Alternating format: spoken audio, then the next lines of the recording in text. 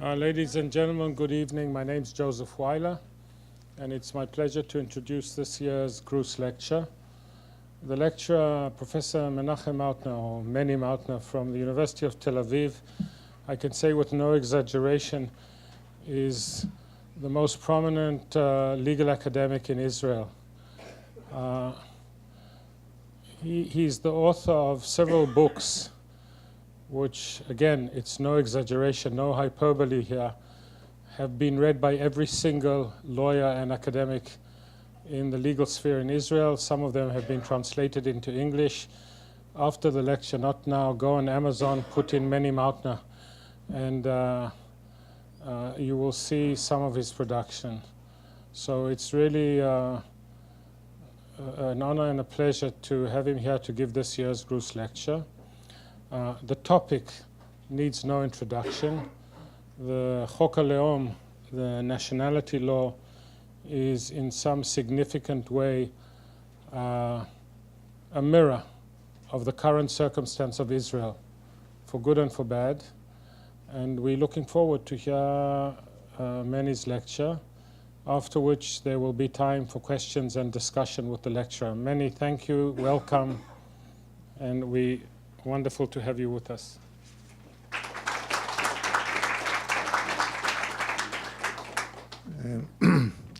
Good afternoon. I'm delighted and honored to be here this afternoon, and I want to thank you all for coming. And many thanks to you, Professor Weiler, for the invitation and for your very generous words. And I want to thank the Grus Foundation for making this possible. Oliver Wendell Holmes once suggested that the law be studied as a great anthropological document.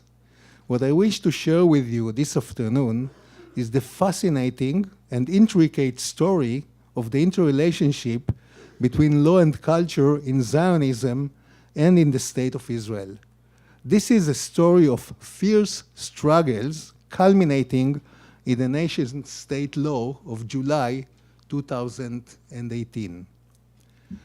The watershed mark in the modern history of the Jewish people was the rise of a Jewish Enlightenment movement in Berlin in the last 2 decades of the 18th century. The Jewish Enlightenment challenged the confinement of Jewish culture to its religious contents and the exclusivity of the rabbis' leadership. Members of the movement strove to create a fusion between Judaism's religious legacy on the one hand and the philosophy, sciences, and the secular culture of Europe on the other. The rabbinic establishment understood the challenge posed by the Enlightenment. A persistent, bitter, and at times even a violent struggle, a Kulturkampf, erupted between followers of the movement and the rabbis over the shaping of the culture, education, and daily practices of the Jews. In the course of the 19th century, the Jewish Enlightenment led to widespread secularization among Jews living in Central and Eastern Europe. In the 250 years that have elapsed since the dawn of the Jewish Enlightenment, there have been many recurring manifestations of the struggle between the pro-Western liberal option and the traditional halachic option in the life of the Jewish people. Most notable were the formative years of Zionism. Unlike other nationalist movements, Zionism was not driven by a stable, organic national culture that at some point in its history sought institutionalization as a nation state. In the case of Zionism, the nationalist movement preceded the national culture. The new national culture that was formed in Eretz Israel, Palestine, in the first half of the 20th century was largely the creation of the nationalist movement. As might be expected, the orientation and contents of the new culture, the heart of it all, as David Vital refers to it, were in dispute among Zionists from the very beginning of their endeavor. For over 2 decades, until the early years of the 20th century, Zionist leaders and activists engaged in bitter controversies over the issue of culture, which repeatedly threatened to break apart their newly established movement. At the core of these controversies lay the question regarding the balance between secular culture and religious culture in the life of the new Jewish society. For most of the 20th century, the struggle between the secular option and the religious option over the shaping of the culture of the new society appeared to have ended in the decisive victory of secularism. However, all of this changed in the 1970s. But first things first. In the course of the 20th century, a series of attempts were made to enlist the law in determining the cultural traits of the new Jewish society forming in Eretz Israel, Palestine. Such attempts should not surprise us. We know that the law has the power to constitute cultural categories, cultural practices, and group identities, and we know that the law may have far-reaching legitimating power. The first major attempt to make use of the law to determine the contents of culture was mounted by the Movement for the Revival of Hebrew Law, established in 1920. Members of the movement, most of them secular, some of them even communists, were influenced by the German historical school of jurisprudence of the first half of the 19th century, founded by Friedrich Karel von Savigny. Savigny compared law to language and argued that just as every people, folk, has a unique language of its own that embodies the people's unique spirit, the folk's Geist, so every people has a unique law of its own that embodies its spirit. Following Savigny, members of the Movement for the Revival of Hebrew Law held that traditional Jewish law, the Halakha, is the expression of Jewish national culture, and therefore, just as reviving the people's language, Hebrew, was part of the national renaissance of the Jewish people, so also the Jewish people should return to its own law, the Halakha, which embodies its unique spirit. Hence, they sought to shape the law of the future Jewish state in accordance with the contents of the Halakha, after adaptation to modern jurisprudence and to the special conditions of life prevailing in Eretz Israel, Palestine.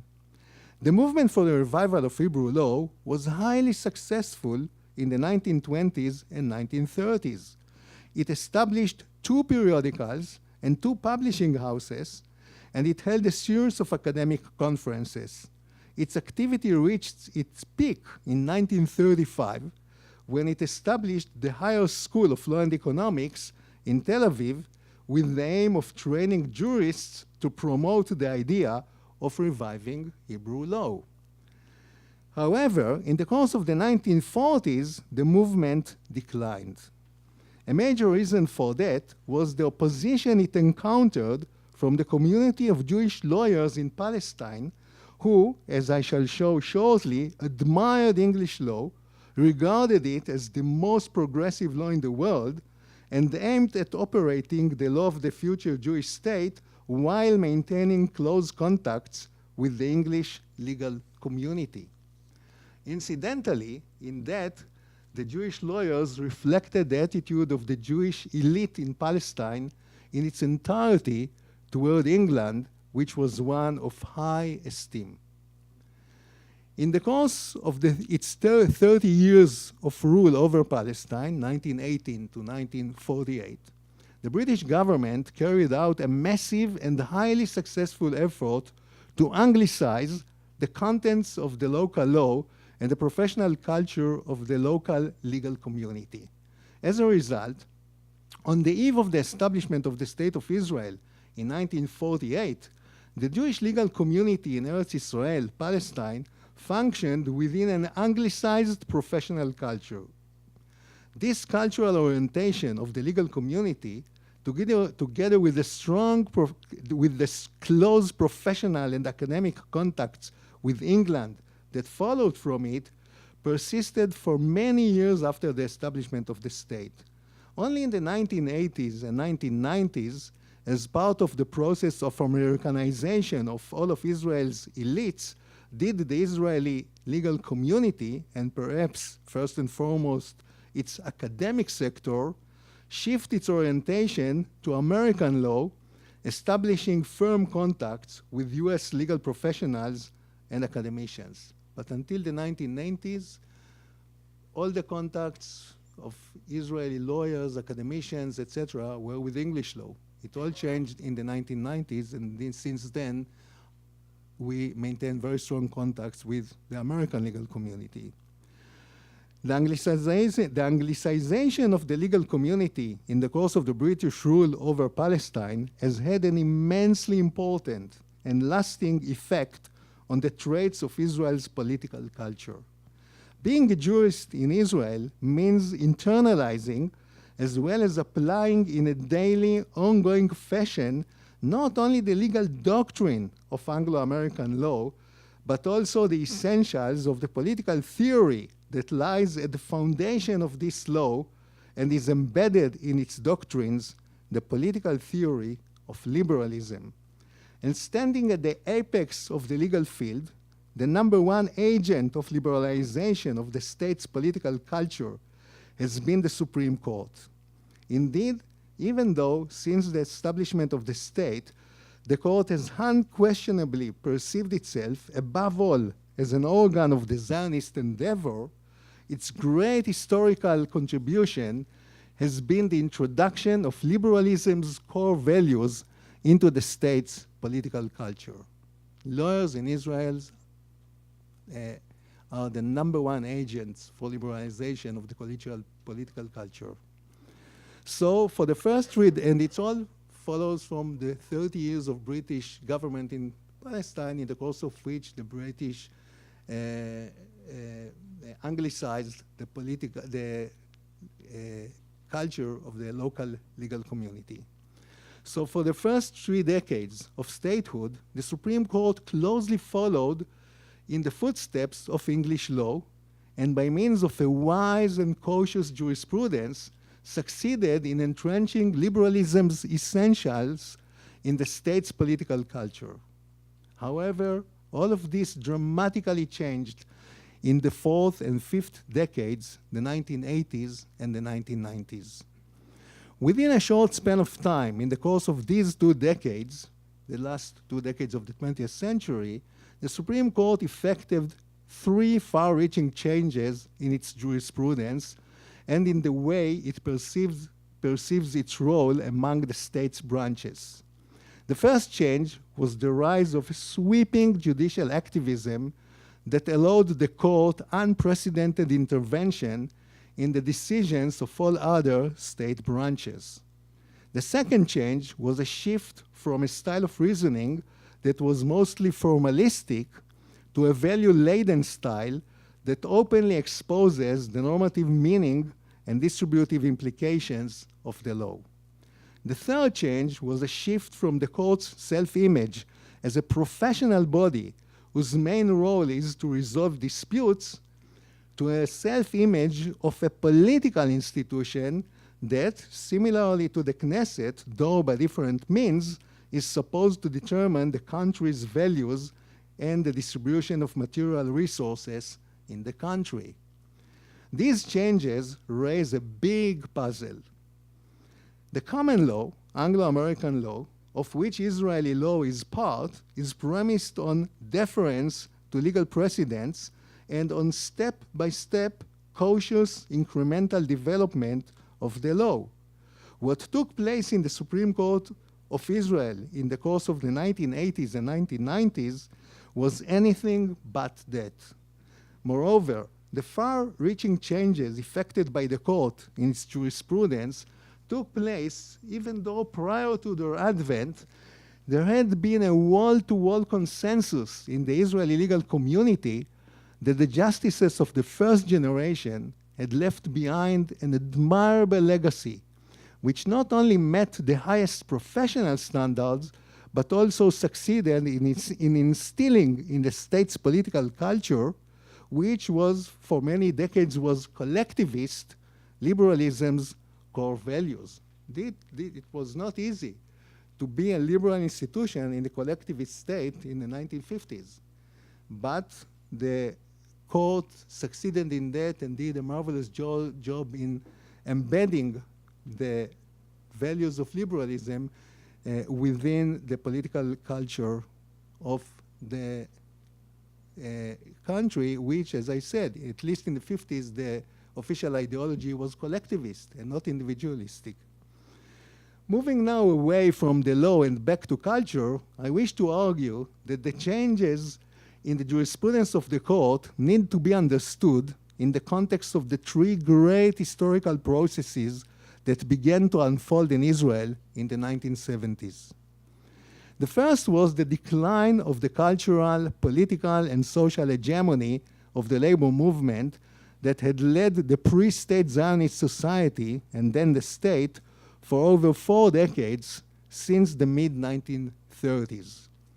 The second was the adoption by the religious Zionist group since the 1960s, and certainly in the course of the 1970s, of a perception of itself as a new hegemonic leader to lead the country in the closing decades of the 20th century and the opening decades of the 21st century. And as the outcome of these two processes, the third process was the re-eruption of the war of cultures, the Kulturkampf, between secular, liberal, pro-Western Jews on the one hand and religious Jews on the other. The same old Kulturkampf that, to varying degrees of intensity, has been part of the life of the Jewish people since the rise of the Jewish Enlightenment in late 18th century Berlin. It is my claim that in effecting the aforementioned three far-reaching changes in its jurisprudence in the course of the 1980s and 1990s, the court, being the #1 agent in the introduction of liberal values into the state's political culture, joined forces with the secular, liberal, pro-Western group and cooperated with them closely to defend their shared liberal values against the religious Zionist challenge. Needless to say, this was not in any way a conspiracy. Rather, it was a classic case of culture-bound action, an unplanned and unintentional reaction of people who shared the same culture to changes experienced by them as threatening their taken-for-granted culture and their position in that culture. The next development in the story of the interrelationship of law and culture in Israel brings us to the year 1992. In that year, the Knesset enacted the Basic Law, Human Dignity and Liberty, and Basic Law, Freedom of Occupation. Each of these two basic laws begin with the proclamation that its purpose is to entrench in a basic law the values of the State of Israel as a Jewish and democratic state. The two basic laws were initiated by members of Knesset Amnon Rubinstein, who in the 1960s was the first dean of the Faculty of Law of Tel Aviv University, and the person who since then has been identified with the struggle for the promotion of liberalism in Israel, perhaps more than any other public figure. In the two bills proposed by Rubinstein, Israel was defined as a democratic state. That is to say, the term Jewish was not part of the state's definition in Rubinstein's bill. However, in order to gain the support of the religious parties in the Knesset, the definition of the state was subsequently phrased to include the term Jewish as well. This inclusion has had far-reaching consequences that were not fully comprehended at the time. The new definition as a Jewish and democratic state effected a substantial change in the balance between liberalism and Judaism in Israeli law. From then on, the development of Israeli law is supposed to have been guided not only by one pole of influence, liberalism, but by two, liberalism and Judaism, requiring balances and compromises between them. In other words, the status of liberalism as the main source of inspiration in the development of the jurisprudence of the Supreme Court and of Israeli law in general was demoted given the need to take into account another source of inspiration, Judaism. Moreover, demographically, Israel is a binational state with a sizable Arab minority accounting for some 20% of the population. The exclusion of social groups is always an insulting measure that also has distributive consequences in the realm of material resources. It is for these reasons that Amnon Rubinstein, Professor Alex Jacobson from the Department of History of the Hebrew University in Jerusalem, and I suggested that the Jewish and democratic state definition be supplemented with some mention of the Arab minority. But not only did our calls fall on deaf ears, as we shall soon see, the nation-state law of 2018 made legal recognition of the existence of an Arab minority in Israel a more far-off prospect than ever. And yet, notwithstanding the new definition of the state, in the years to come, the Supreme Court continued to function as if this dramatic change in its mandate had not taken place. Not only did the court go on with its traditional liberal jurisprudence, it much accentuated its liberal stance. In the course of the 1990s, the court brought about additional three far-reaching developments in its constitutional jurisprudence. The first development was the coining of the term constitutional revolution by Justice Aaron Barak. A few months after the enactment of the two basic laws of 1992, Barak published a law review article in which he stated that the two basic laws had effected a constitutional revolution in Israeli law.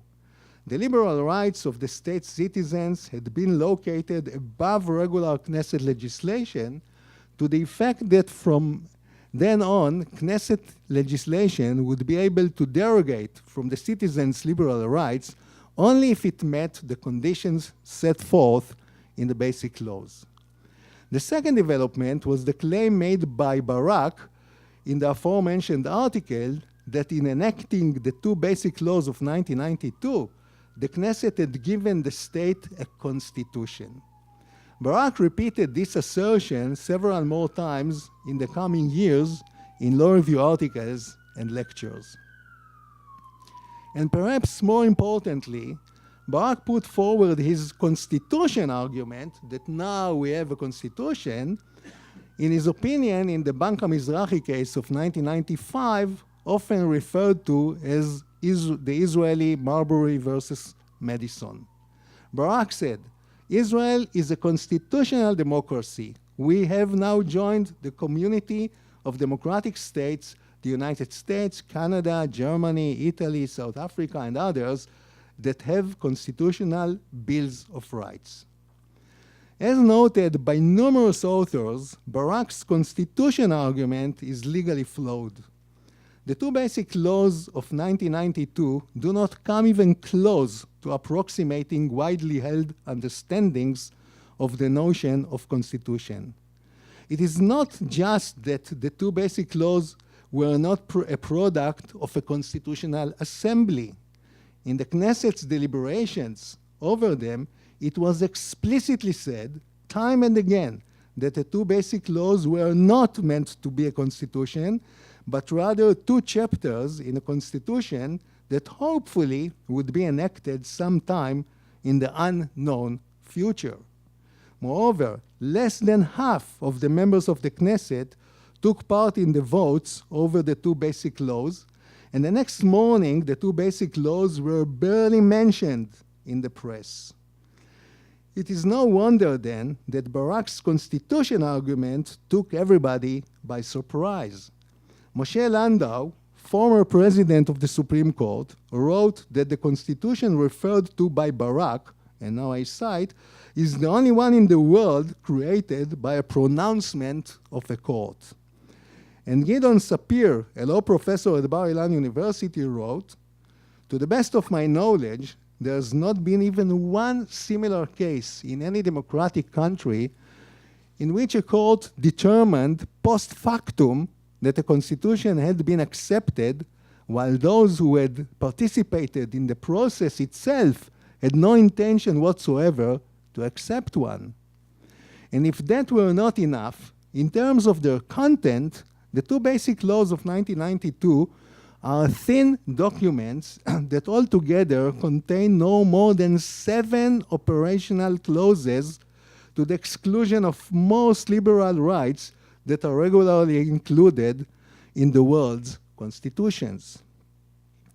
The third development that the court brought about in its constitutional jurisprudence in the 1990s was its extensive reading of the term human dignity that is central to the basic law, human dignity and liberty. The court ran into the term human dignity even liberal rights that the Knesset consciously excluded from basic law in the process of its legislation, such as the right to equality, freedom of speech, and the right to marriage. In doing that, the court positioned itself as the de facto author of the Israeli constitution while showing disrespect to the Knesset. This led Gideon Sapir of Bar-Ilan University to claim that the true constitutional revolution has not taken place with the enactment of the two basic laws of 1992. Rather, the constitutional revolution is an ongoing process that takes place mostly within the bounds of the Supreme Court. And in a similar vein, Professor Ruth Gavizon of the Faculty of Law of the Hebrew University of Jerusalem wrote that given its conduct, and I cite, the court should not be surprised that some people claim that it was not the Knesset that created the constitutional revolution, but it is the Supreme Court that has promoted it. The three developments effected by the court, namely the constitutional revolution argument, the constitution argument, and the extensive interpretation of the term human dignity, were meant to consolidate Israeli law's connection to liberal political theory and tradition by way of making the supreme legal instrument known in a liberal polity, a constitution, by way of invoking the supreme legal instrument known in a liberal polity, a constitution. However, these three developments proved to be a grave mistake in the context of the ongoing Kulturkampf being waged in the country. In order to understand the gravity of the mistake, let me pause for a moment and say a few words on the interrelationship between religion and nationalism in general and in Israel. For many years, following Weber and Durkheim, it was commonly assumed that the rise of nationalism in modernity took place at the expense of religion. However, the updated understanding of the last 3 decades is that nationalism and religion usually work in synergy with each other. That is to say, they mutually support each other. Israel is a perfect case in point, for in Judaism, there's an overlap between religion and nationalism. This means that the Supreme Court and Israel's liberalism in general are confronted by not only Jewish religiosity, but also Jewish nationalism, the two of them working in tandem. Against this background, it becomes clear why the three developments effected by the court in its constitutional jurisprudence in the 1990s could have not been perceived by the religious and nationalist groups in Israel as anything but coercive, confrontational, and insulting moves. Moreover, moves aimed at offsetting the losses suffered by the liberal secular group in the political and cultural arenas by way of equipping the court, the #1 stronghold of the liberal group, with the power to write the state's constitution and then repeal legislation enacted by the Knesset, the institution in which the liberal secular group repeatedly suffered heavy losses of power since the late 1970s to the religious and nationalist groups. The Talmud Yerushalmi says in Shabbat Tractat that what wisdom made a crown for its head, modesty has made the heel of its soul. Jewish tradition is full with, mind-boggling pronouncements, and this is, I think, one of them. So let me reread it again. What wisdom made a crown for its head, modesty has made the heel of its soul. The Talmud means to tell us that modesty is a virtue far superior to wisdom. It is sad to note that in recent decades, the Supreme Court of Israel has acted neither with modesty nor with wisdom. It was in July 2018, with the enactment of the Basic Law, Israel, the nation state of the Jewish people, after years of scathing rhetoric against the court, that the painful counter-reactions to the court's jurisprudence reached its peak. The nation-state law is the most comprehensive attempt to define the cultural identity of Israel since the Declaration of Independence of May 14, 1948.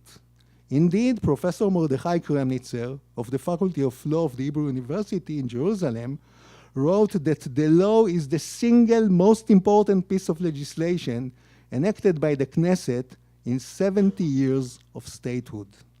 No wonder, therefore, that the 7 years of deliberation that preceded the enactment of the law incited an unprecedentedly heated debate in the political system, the press, social media, and in academic writings and conferences. Article 1 of the nation-state law states that Eretz Israel is the historical motherland of the Jewish people. Article 1b proclaims that Israel is the nation-state of the Jewish people in which it realizes its natural, cultural, religious, and historical right to self-determination. Article 1c reads, realization of the right to self-determination in the state of Israel is reserved exclusively to the Jewish people. Article 4 states that Hebrew is the language of the state, though the Arabic language enjoys special status in the state.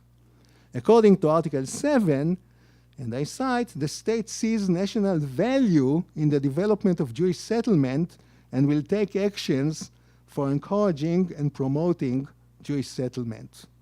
The law does not make any reference to the Arab national minority, nor does it mention the principle of equality. Israeli liberals criticize the law on several counts. It has been argued that the law is meant to set forth an updated version of the core values of Jewish nationalism and thus to repeal and overturn the liberal provisions of the Declaration of Independence of 1948, which read as follows, and here I'm citing a very well-known passage from the Declaration of Independence of 1948. The State of Israel will foster the development of the country for the benefit of all its inhabitants, will be based on the fundamentals of liberty, justice, and peace as envisaged by the prophets of Israel, will maintain complete equality of social and political rights for all its citizens, irrespective of religion, race, or sex, and will guarantee freedom of religion, conscience, language, education, and culture. Thus far, the Declaration of Independence of 1948. Specifically, it has been claimed that by failing to mention the principle of equality and by reserving the right of to self-determination exclusively to the Jewish people, the law opens the door for future discrimination against the Arab citizens and their treatment as second-class citizens. It has been claimed that the law instigates divisions and tensions between Jews and Arabs, and in that it runs counter to the important processes of Israelization that the Arab citizens are going through, namely the substantial growth in the number of Arab men and women who join central civil society institutions, and, as repeated polls have made manifest, the Arabs' growing identification with the state and their heightened loyalty to it in spite of the structural discrimination they suffer from. There are many polls showing that there's a constant increase in the extent to which the Arab citizens identify with the state and feel loyalty to the state. And the claim has been that legislation of the nation-state law runs counter to these very important processes that have been taking place in the past 2 or some decades. It has been claimed that the law's demotion of the status of the Arabic language from official language, a legacy of the British mandate, to a language having special status only, is insulting to the Arab citizens as well as to Jews whose origins lie in Arab countries. Part of his culture is embedded in the Arab language. It has been argued that in referring to the religious right of the Jewish people to self-determination, as opposed to the mention in the Declaration of Independence of the natural and historical rights only, but no religious rights, the law undermines the secular foundations of the state and opens the door for future religious coercion and for future religionization of the education system and the public sphere.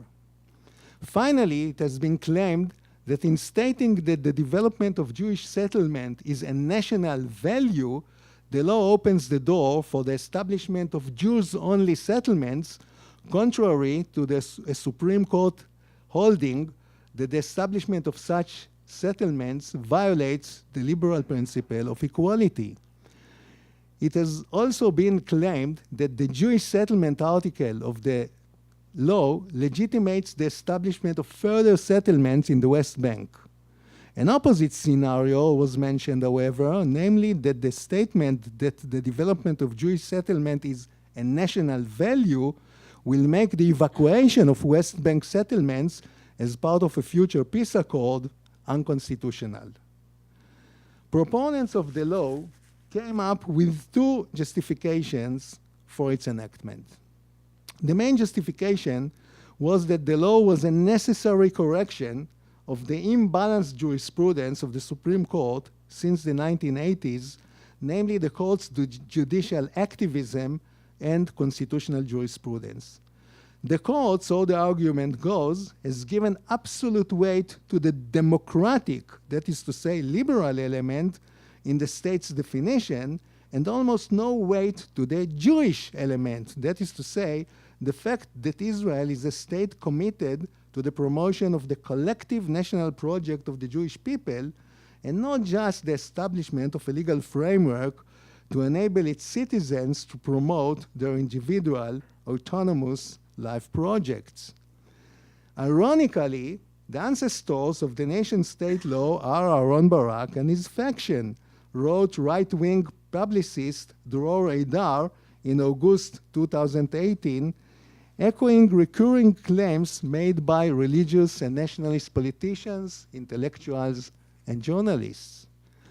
All of this attests, of course, to the important role played by the court as the #1 liberal stronghold of liberalism in the context of the cultural camp taking place in the country.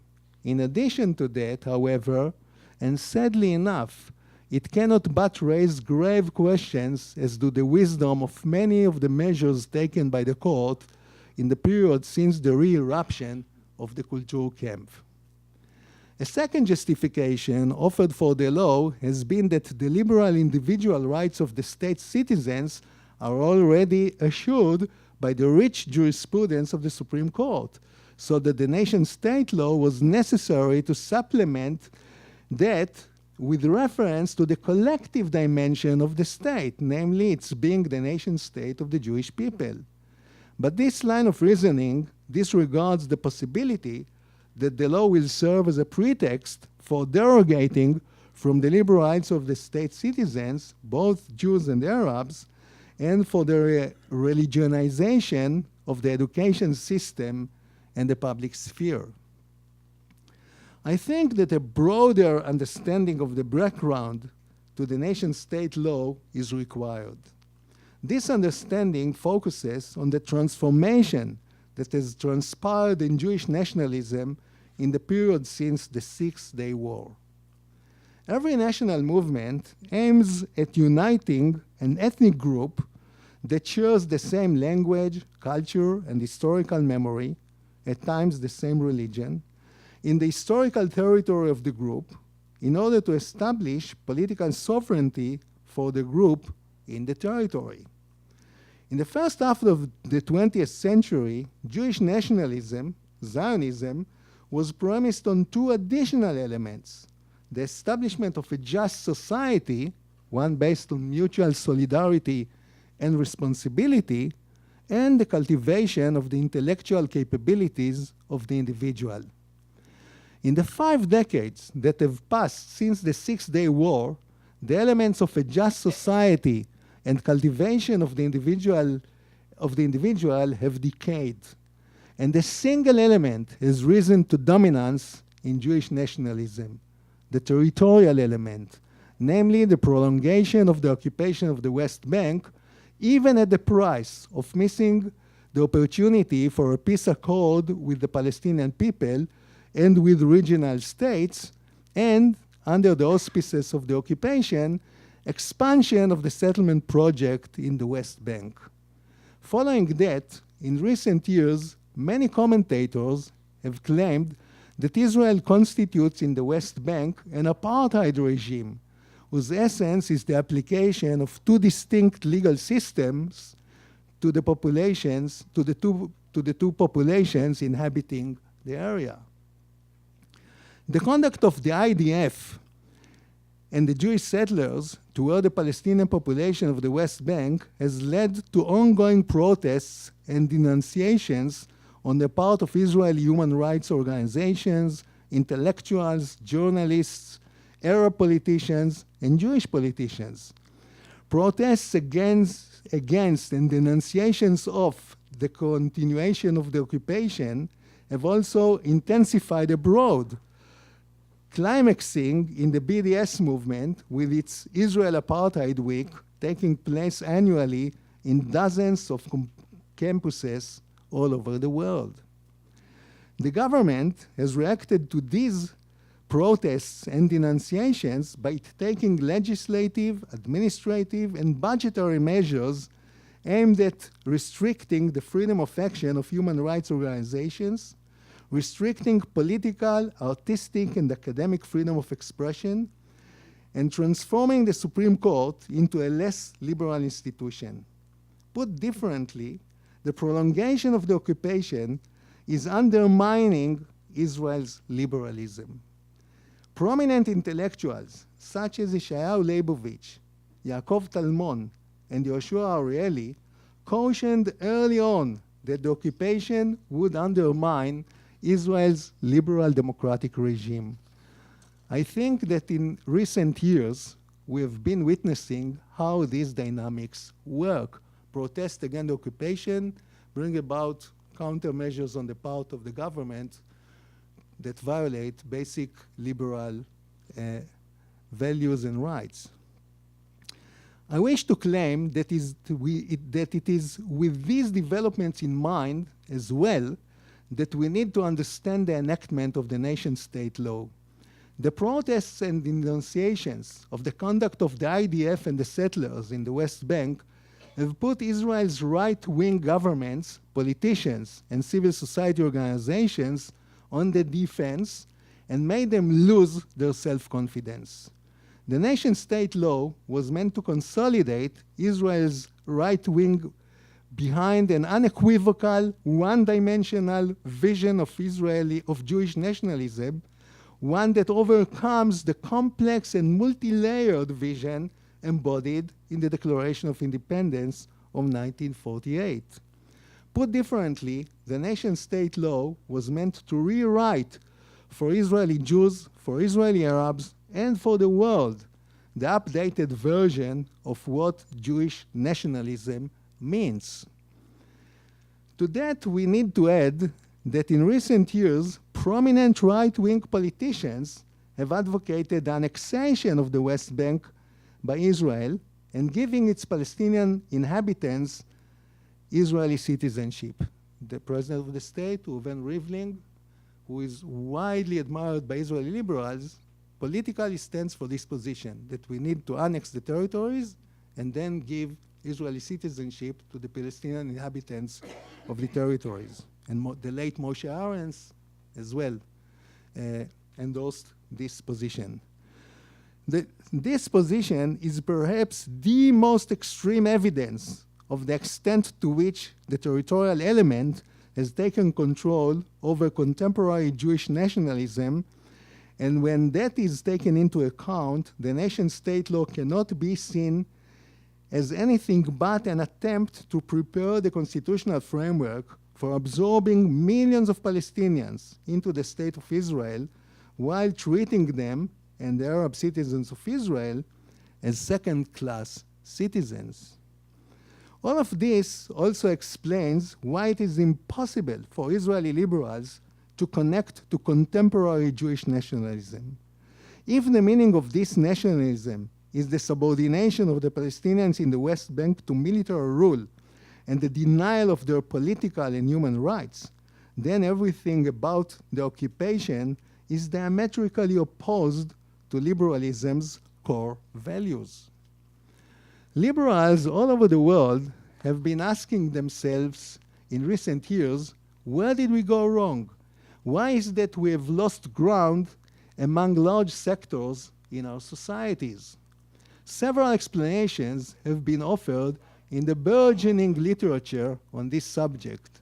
And these explanations are certainly relevant to the fate of Israel's liberalism as well. However, in Israel, there's an additional explanation, one that is of crucial importance, namely the inability of Israeli liberals to connect to the territorial version of Jewish nationalism of the past 5 decades.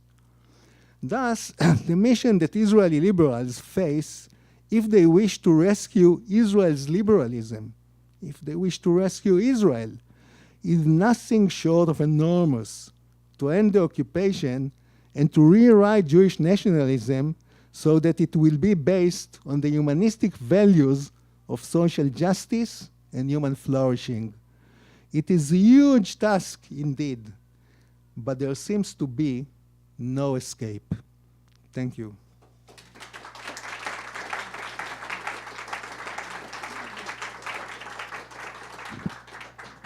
Thank you very much. Stay there, Manny. I'm going to start the discussion with 2 questions which relate to 2 parts of your lecture. If I understood the first part correctly, you say that in some way the nationality law, which you then criticized with trenchant criticism, was, you didn't use the word justified, but explained as a reaction to the activism of the Supreme Court that overvalued the values of democracy and liberalism and underplayed the Jewish element in Jewish nationalism. Is that a sort of fair Absolutely. little summary? But the question that comes to mind is, was it really activism, or was it a realization that Judaism and democracy simply don't live in peace together? Because Judaism, at least Orthodox observant Judaism, is not based on democracy. Halakha is not democratic. There can be 120 members of the Knesset who vote and say there is no Shabbat, and Halakha says there is Shabbat. The Knesset can vote that it's okay to eat pig, but Halacha said it's not okay to eat pig.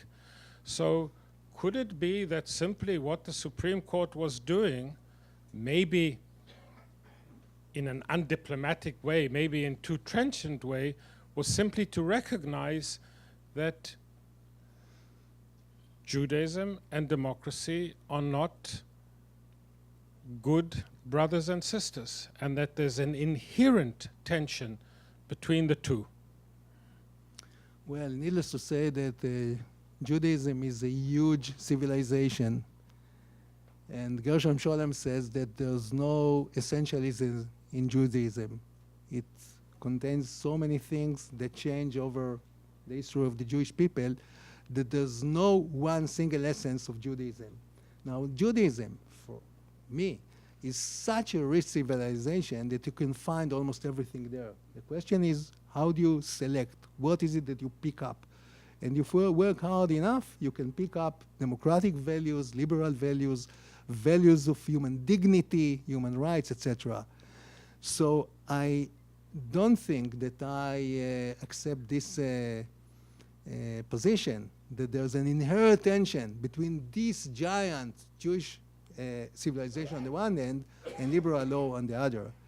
Secondly, I wish the court would have come to these high levels of intellectualization and coming to the conclusion that you pronounced, Professor Weiler. But sadly enough, this is not the case. The case was one of anxiety. They became extremely anxious in the face of these dramatic changes that took place in Israel in the 1980s, 1990s. That is to say, the decline of the hegemonic culture of the labor movement and the rise of the religious alternative in the Jewish culture and politics. Maybe I should have framed my question as halachic Judaism and not Judaism in the broad sense. I'm going to pass with the microphone. As a stern warning, questions, not speeches.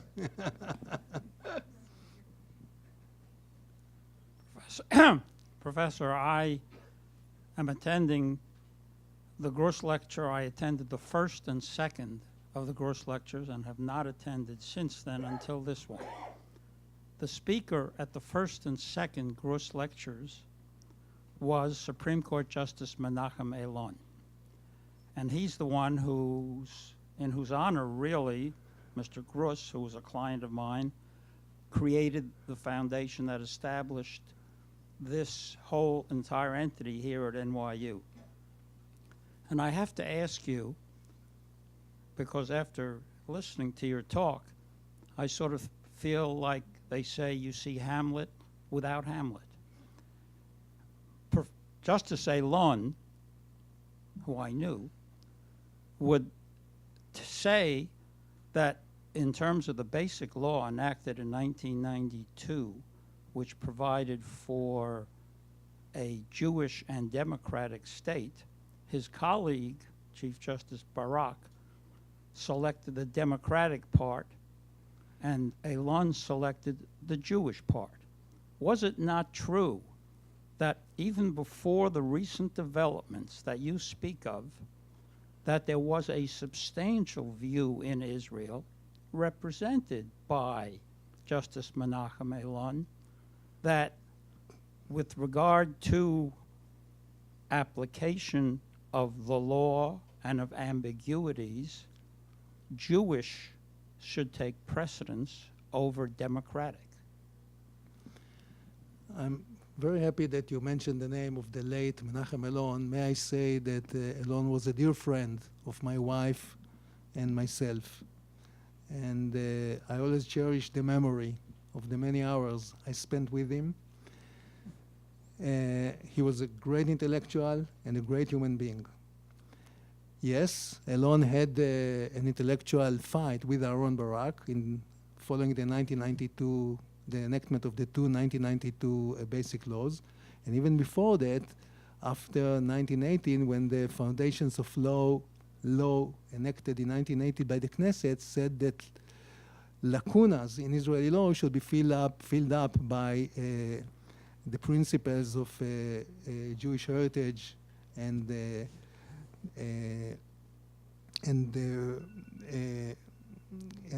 of Jewish prophets. So in 1992, it was the second round of the fight. But sadly enough, Menachem Elon clearly was a minority voice. He was a minority voice when he was sitting on the bench, writing strong, admirable, I think, dissenting opinions, in which he disagreed with the opinions written by Barak and the other justices. So he was a minority voice on the bench, and he was a minority voice, I think, in his political dispute, in his intellectual dispute with Barak over the interpretation of the term Jewish and democratic state. So yes, Menachem Elon was there, but he was left as a minority voice.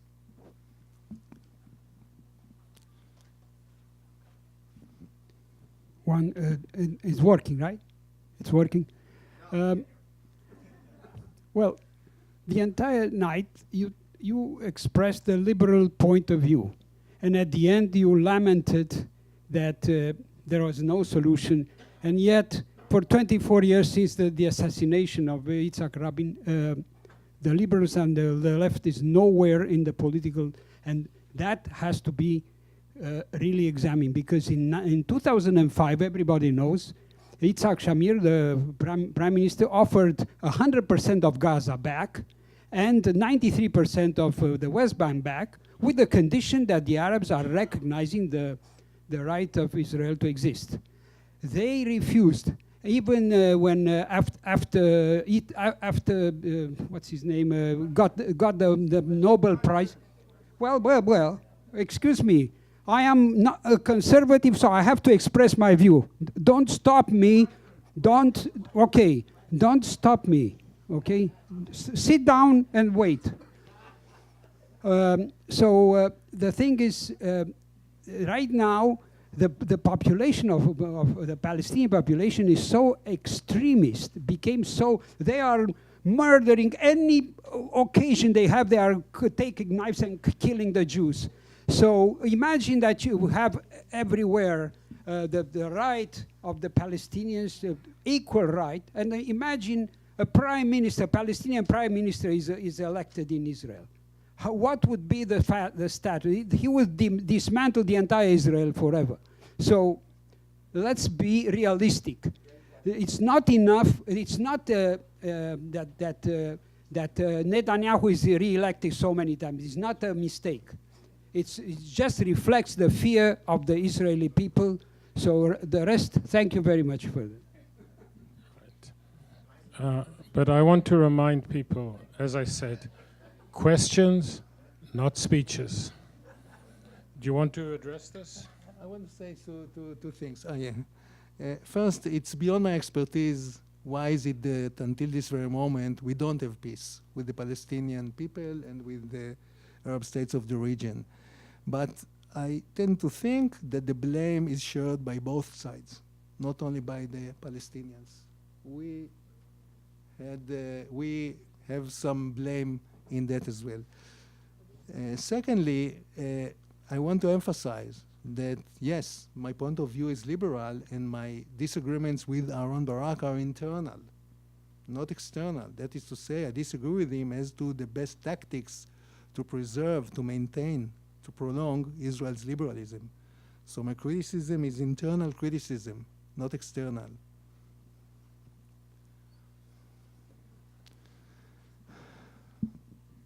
Hi. I was wondering whether you can expand a bit more about the practical implications of the law, because when you read through the sections, it seems to be declarative in nature.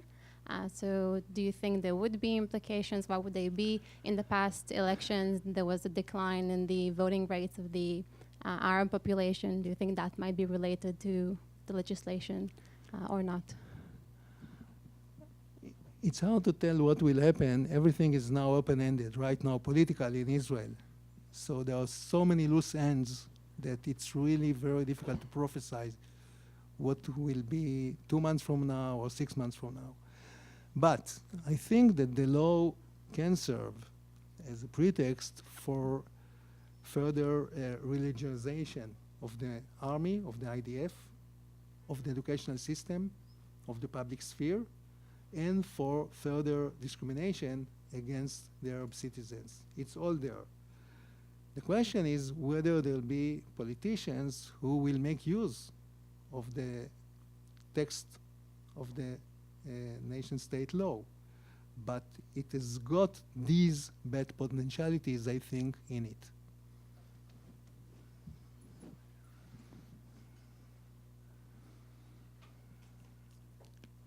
Hi, a quick question. In the United States, the activism of the Supreme Court has resulted in people being appointed to the court or attempted to be appointed to the court who would change that. Seems to take a long time. In Israel, is there a similar? Has there been a move to appoint different types of justices? And is that going to take as long, or is that not the case in Israel? No, absolutely. The answer is yes.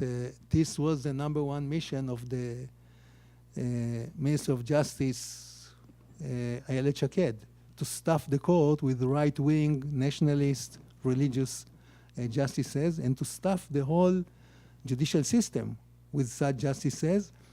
Her #1 slogan in the previous election campaign was that she appointed 338 justices all over the system who are conservative justices. Conservative means nationalist, religious, etc. And she, to some extent, succeeded in doing that in the Supreme Court as well. So can you just follow up on that? What do you expect now will happen in terms of the jurisprudence, both of the Supreme Court and the general courts in Israel? I mean, let me begin by saying the law is a culture, a thick culture. Yeah, it's a thick cultural system. So justices cannot do whatever they wish. I mean, it's not a matter of only of the wild personal inclination of justices. Having said that, however, we all know that there's indeterminacy of the law. That is to say, as a cultural system, like any other cultural system, there's always more than one solution. You can do, in any culture, you can do things by means of more than one way. 2, 3, 4, not 12, not 20, but more than one solution. So the element of the justice who applies the law is of crucial importance, in the sense that we have, what counts is the personal background, the life experience, the character inclinations, etc., of justices. These are all very important in judicial decision making, even though, as I said, the law is a cultural system and a thick one. But still, no cultural system, that's the difference between cultural system and the biological genetic system. It's indeterminate still. How would the justices apply the law, these all 338 justices? I think that eventually it will be more nationalistic and maybe less liberal. Would it be dramatically less liberal? I'm not sure about that, because Israeli law is a liberal law. So they cannot undermine Israel's liberalism, but I think that they can come out with less liberal holdings in their opinions. Yes, that may happen. And even in the Supreme Court.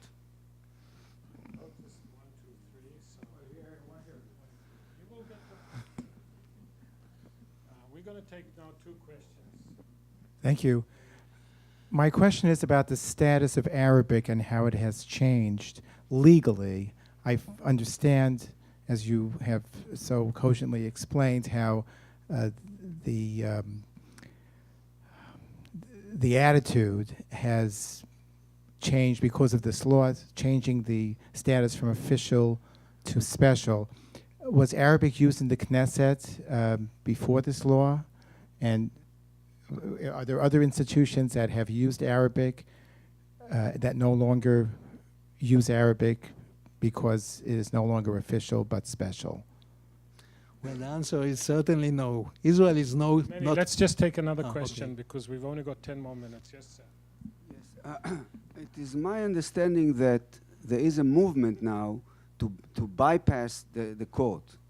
And that's really, in other words, whenever they decide, the legislation will be to overturn the decision. Is there any way that can resolve this issue? Or what's the dangers in this situation? And one more question.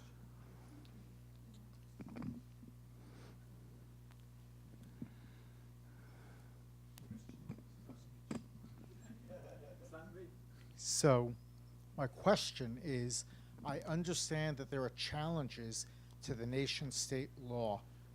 How does one judicially challenge a basic law? Go ahead, Manny. Language. Well, Israel is no Canada. One of the beauties of participating in academic conferences in Canada, which may I say I did many times, is that as in any other parts of the world, you have some words by the dean. But the Canadian dean would always begin speaking in French, then move to a few paragraphs in English, and then French, etc. And I'm being told the classes are conducted bilingually. In Israel, the status of the Arab language is only on paper. The Knesset does not hold its proceedings in Arabic. No university classes are in Arabic, etc. So it's, by and large, it's a symbolic issue. It's a symbolic issue. And in this symbolic issue, the status of the Arabic language, has been demoted from an official language, again, a legacy from Britain, to a language having a special status. The Arab speakers on behalf of the Arab citizens say that this was insulting. Interestingly enough, some Jews of Arab origin say that they find this to be insulting to them too, because they are part of the Arab culture, the Arab language is important for them, etc. And some of them petitioned the Supreme Court to repeal the basic, the nation-state law. The overriding issue is a big issue now, and it's been a major contest in the past few years, whether Israel would enact an overriding clause, namely that once the Supreme Court repeals legislation enacted by the Knesset, then the Knesset would be entitled to reenact it with a certain majority. The question, everybody agrees to an overriding clause, again, borrowed from Canada. It's part of the Canadian Charter of 1982. The question was, what should be the majority for the Knesset to reenact legislation repealed by the Supreme Court? The right-wing politicians said we need 61 members out of 120. The justices of the Supreme Court said, no, nothing less than 70. So the dispute is not that big, but still, the politicians and the justices of the Supreme Court failed to reach an agreement on that.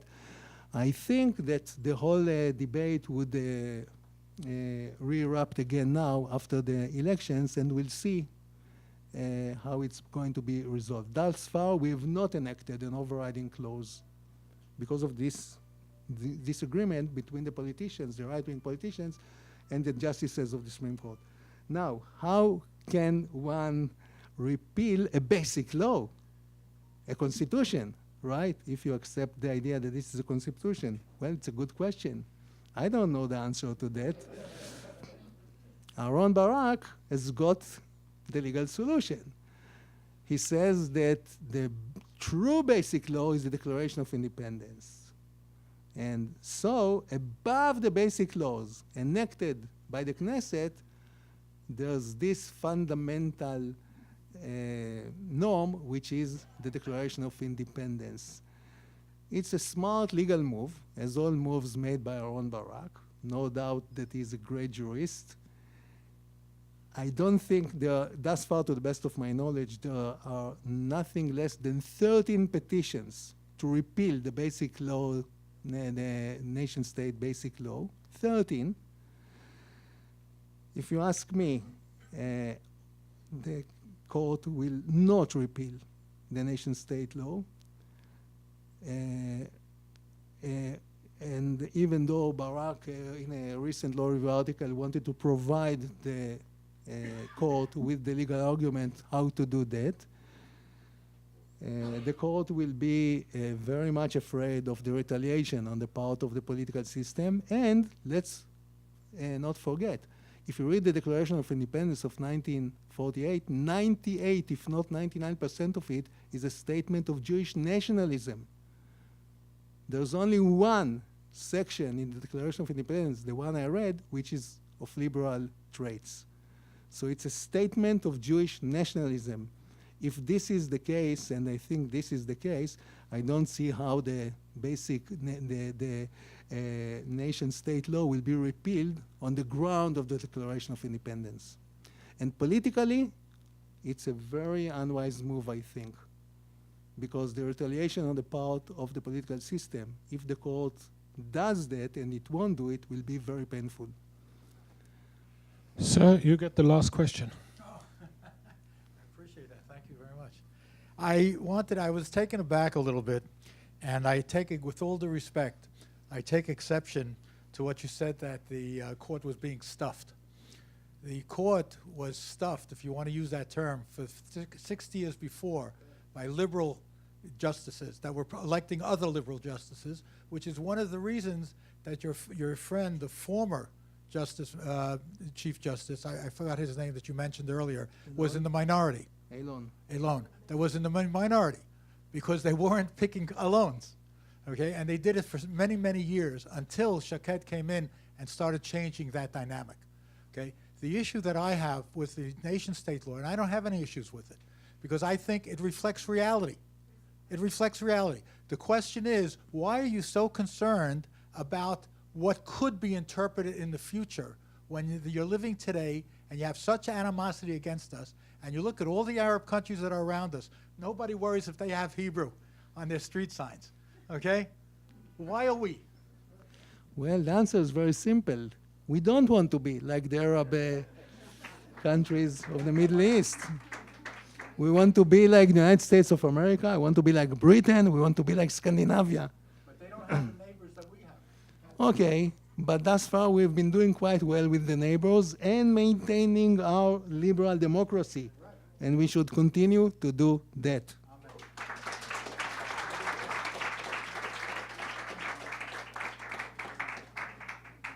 Before I thank our speaker, there's a reception to which you are all invited, which you go downstairs to the entrance hall of the law school, and it's exactly opposite the entrance.